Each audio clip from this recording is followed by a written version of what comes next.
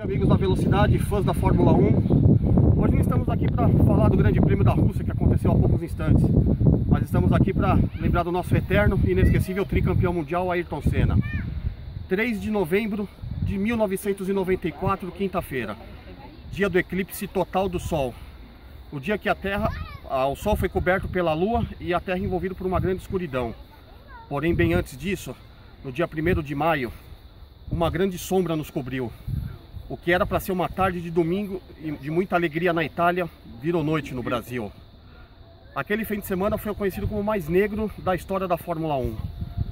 Na sexta-feira, nos treinos do dia 29, Rubens Barrichello sofre um grave acidente batendo no setor de baixa que trazia para a reta dos boxes no circuito de San Marino. Rubinho nada sofreu, porém foi vetado para participar da corrida. No sábado tivemos um acidente fatal do piloto austríaco Roland Ratzenberger, que corria pela equipe Syntec Ford, companheiro de David Brabham, filho do tricampeão mundial de Fórmula 1 Jack Brabham. O acidente de Ratzenberger aconteceu justo na curva Villeneuve, curva seguinte a Tamburello, onde Ayrton Senna sofreria o acidente no dia seguinte.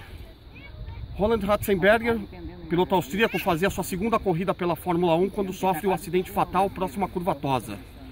Ayrton Senna, junto com os outros pilotos, liderava o movimento, exigindo segurança na Fórmula 1. Senna, após o acidente de Ratzenberger, ficou extremamente abalado e revoltado com a direção da Fórmula 1.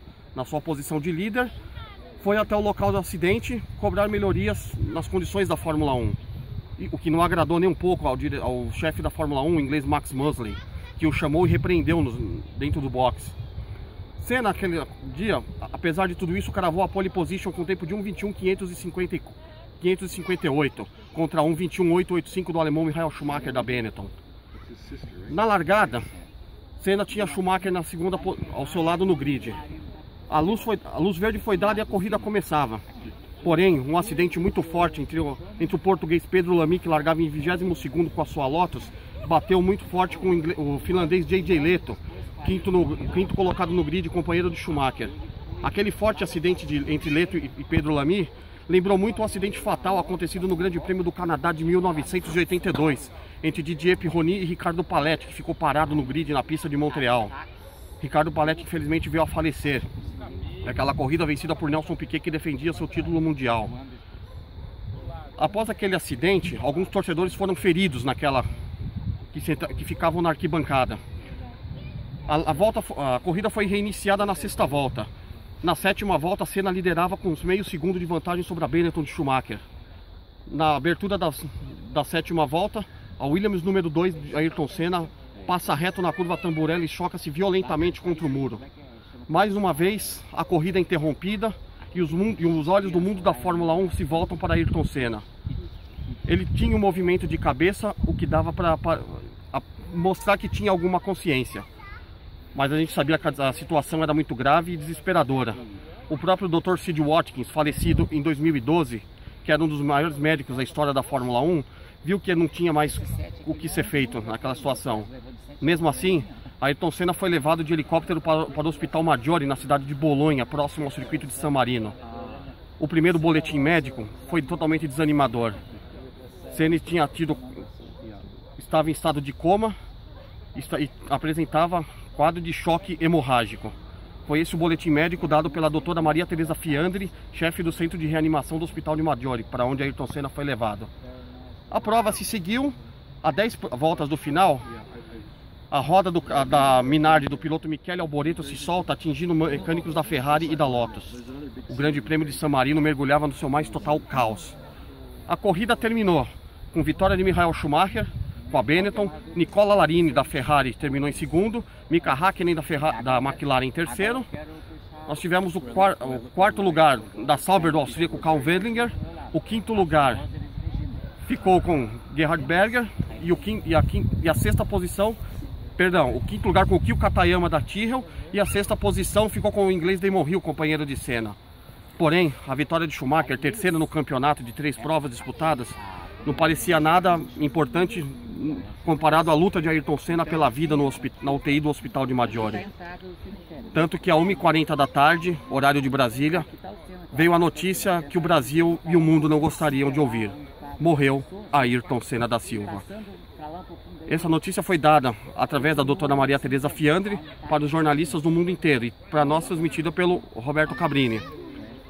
A partir desse momento, o Brasil se cobriu com um pano preto, em luto pela morte do seu eterno campeão, do seu eterno ídolo. Na quinta-feira, começamos o velório de Ayrton Senna aqui na cidade de São Paulo. O avião vindo de Paris, da Varig, pousou às 6h30 da manhã aqui no aeroporto de Guarulhos, trazendo o corpo de Senna. O funeral de Senna passou pelas principais vias de São Paulo e aconteceu na Assembleia Legislativa, lá no Parque de Ibirapuera, também em Zona Sul, como cemitério aqui. Naquele mesmo dia, às 11h30 da manhã, ele foi trazido e sepultado aqui no cemitério do Morumbi, Zona Sul de São Paulo. Como vocês podem ver todos os fãs aqui. Mostra o pessoal aqui, fazendo um favor. Pessoal, todos os fãs de Ayrton Senna, que vieram aqui 22 anos prestar homenagem ao eterno Ayrton Senna.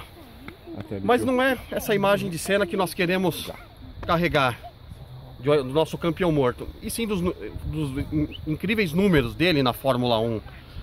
Em 10 anos de Fórmula 1 foram 161 corridas, 2.901 voltas na liderança, 65 pole positions, 87 largadas na primeira fila, 19 voltas mais rápidas, 19 vitórias com pole position, 41 vitórias, 2 vice-campeonatos, 65 poles, 3 títulos mundiais. E temos aqui também um fã que tá passeando aqui em São Paulo, que veio do Canadá, nosso amigo Michael. Michael, please come here. Nós temos aqui o nosso amigo Michael, fã canadense lá da cidade de Vancouver, que veio prestar aqui pela primeira vez sua homenagem para Ayrton Senna. Michael, I'd like to ask you, what's the feeling that you have for being here for the first time visiting the grave of Ayrton Senna? What does it represent for you as a fan? Well, I was a huge fan of Senna, still am a huge fan of Senna. Not just because he was a great driver, but he was a great person. So, going back to his battles with Ballesteri, he actually stood up for himself. He actually stood up and was willing to walk away from the race on principle, and that's important. But he also came back from it. He also learned humility with his race in Monaco. I was at the race in Monaco. He had a big lead, and he was told to slow down, win the race, be done. But his ego got ahead of him. He had to be too fast. He had to be faster and faster, and he learned a lot from that. And if you take the life lessons from Senna and apply it to your own lives, there's a lot to learn. His compassion for his other drivers, all those things. Bem, como podemos ver, o nosso amigo está aqui visivelmente emocionado por prestar essa homenagem ao nosso Ayrton Senna. E ele disse que o que mais impressionava em Ayrton, não apenas como um grande piloto, mas também como um grande ser humano, as batalhas dele dentro e fora da pista, o quanto ele tinha atenção e carinho com tantos outros pilotos. And have you ever been to Interlagos Circuit to watch a race of Formula 1 where Senna won for twice? No, I haven't. That would have been a dream, but I would have loved to have seen him race in Brazil. I've seen him race several times, and unfortunately I never got to see him race in Brazil. But I love the way he always challenged himself. He always drove to the very limit of both the car, his abilities. I think Jackie Stewart once accused him of being reckless.